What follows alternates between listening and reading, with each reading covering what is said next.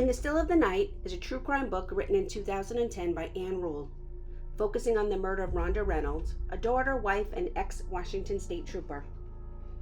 In the Still of the Night, Ann Rule used her compassion to show her concern for all victims of violent crime. Our veteran true crime writer was present at the hearings for Ronda's murderer, where she began to untangle the conflicting statements and mishandled evidence that led to this book. So many multiple lives are repeatedly impacted by one decision to commit murder. The pain of a violent murder echoes through the crime victims' families and friends, as well as the perpetrator's family and friends. These people will never be the same. I know because I lost my sister to a fatal rare disease, CJD, in 2016, and since then I have said, everything is different. Ann Rule was an amazing true crime writer and a former Seattle policewoman who deeply cared for the victims and the families she wrote about. Unfortunately, Ann Rule passed in July of 2015. I am Teresa, and welcome to the Canvas and Crime Chronicles. Don't forget to hit the subscribe button so you'll be alerted every time I upload a new video. Thanks for listening.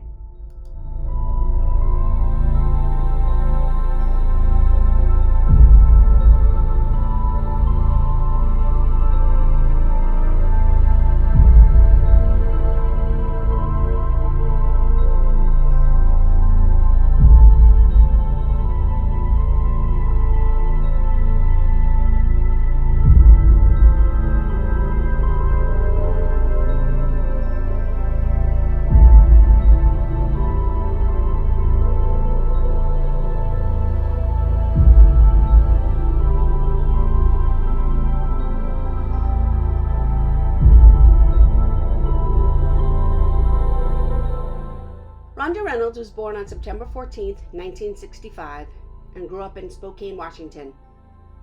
She was the youngest of 3 children in her family with 2 older brothers. Ronda's upbringing in Spokane was marked by a close-knit family environment, where she was known for her lively personality and adventurous spirit.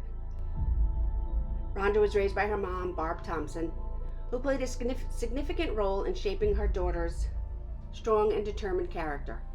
Ronda's father passed away when she was young, which brought her even closer to her mother and siblings.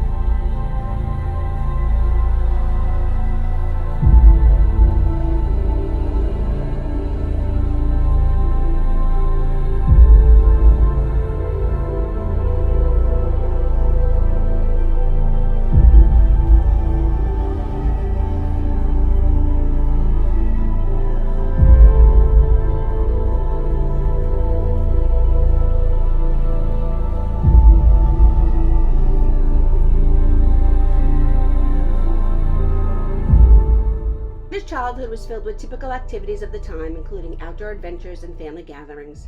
She was an active and energetic child, participating in sports and various extracurricular activities. Her adventurous nature was evident from a young age, as she loved exploring the outdoors and engaging in physical activities. She grew up in the 70s, which was a very different and unique time period. I should know, because I also grew up in the 70s.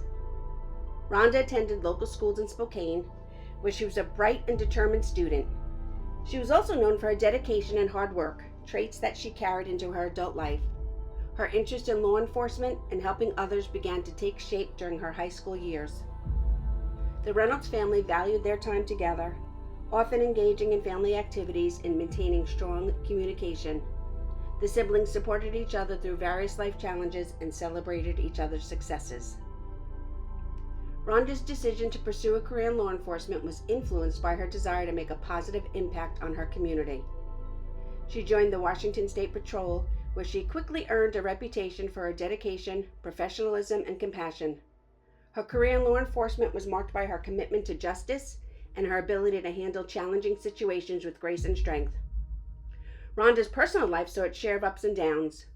After leaving the Washington State Patrol, she married her second husband, Ron Reynolds, the principal of Toledo Elementary School. However, their marriage was troubled with frequent arguments and growing unhappiness. Despite these challenges, Ronda remained hopeful about her future and was making plans for a fresh start, with plans to visit her mother in Spokane for the holidays.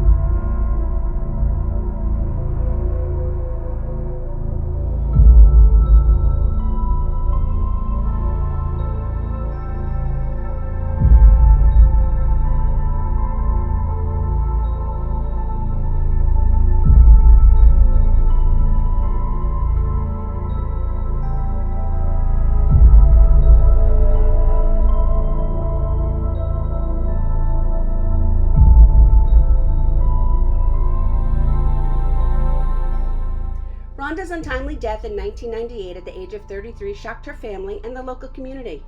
Her mother, Barb, refused to accept the initial ruling of suicide and embarked on her quest for justice.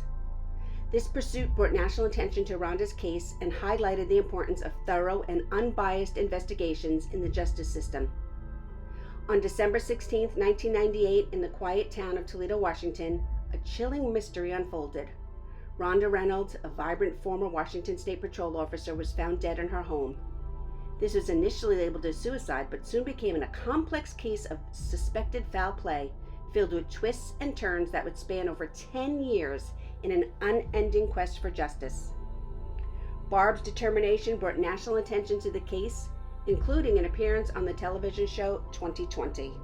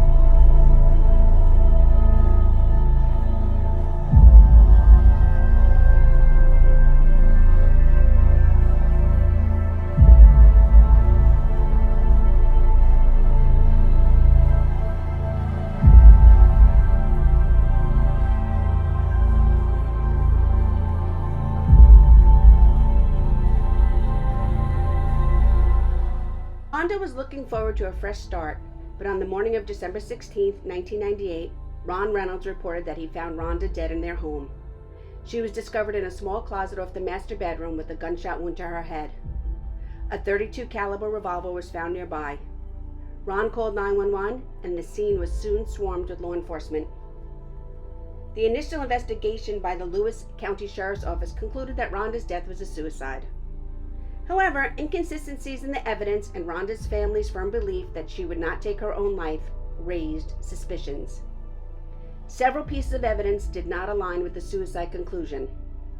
For one, the position of the body. Ronda was found lying with her head inside the closet and her feet outside. The position seemed odd for a self-inflicted gunshot wound. The next would be blood spatter.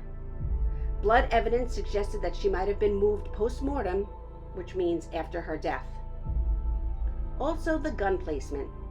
The position of the gun in relation to her hand was unusual and did not fit typical patterns seen in suicides. There was also a lack of gunshot residue. Tests for gunshot residue on Ronda's hands were inconclusive, and the trajectory of the bullet did not match a self-inflicted gunshot wound.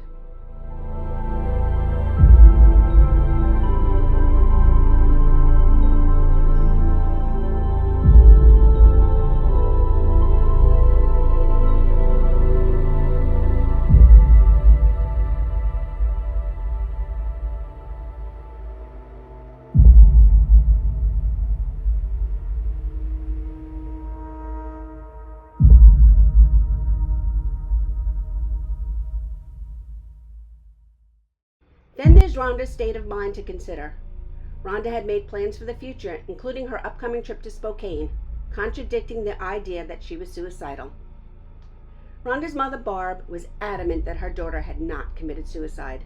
She tirelessly pursued the case, challenging the findings of the initial investigation. After years of persistence, Barb succeeded in getting the case re-examined. In 2009, a new coroner's inquest was held, which was highly unusual for a case more than a decade old. The inquest jury concluded that Ronda's death was indeed a homicide. This finding prompted the Lewis County coroner to change the cause of death from suicide to undetermined, and then later to homicide. Several theories emerged over the years regarding who might have been responsible for Ronda's death. The most likely suspect, her husband, Ronda Reynolds.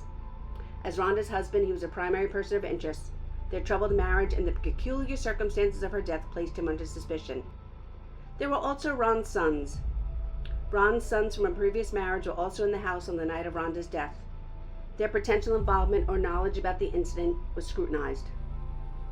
Despite the inquest findings, no charges were filed against Ronda Reynolds or anyone else due to insufficient evidence to prosecute. Barb Thompson's unwavering pursuit of justice for her daughter was instrumental in keeping the case alive, and in 2011 she published a book, No One Can Harm Her Now, detailing her journey and the fight to uncover the truth about Ronda's death. The book highlighted the flaws in the initial investigation and brought further attention to the case.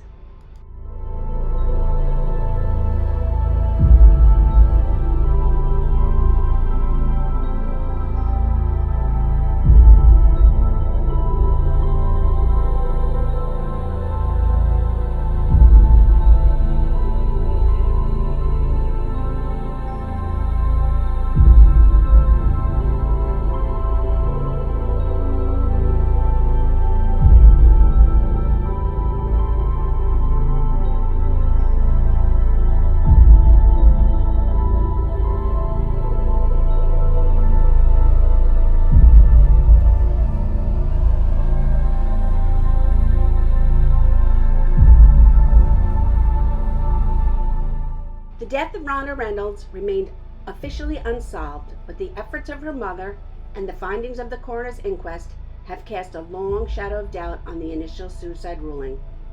Ronda's story is a testament to the tenacity of a mother's love and the complexities of seeking justice in a flawed system.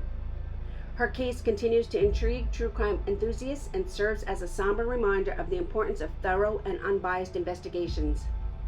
Her legacy lives on through the efforts of her family, particularly her mother, who continues to advocate for justice and awareness in cases of unexplained deaths.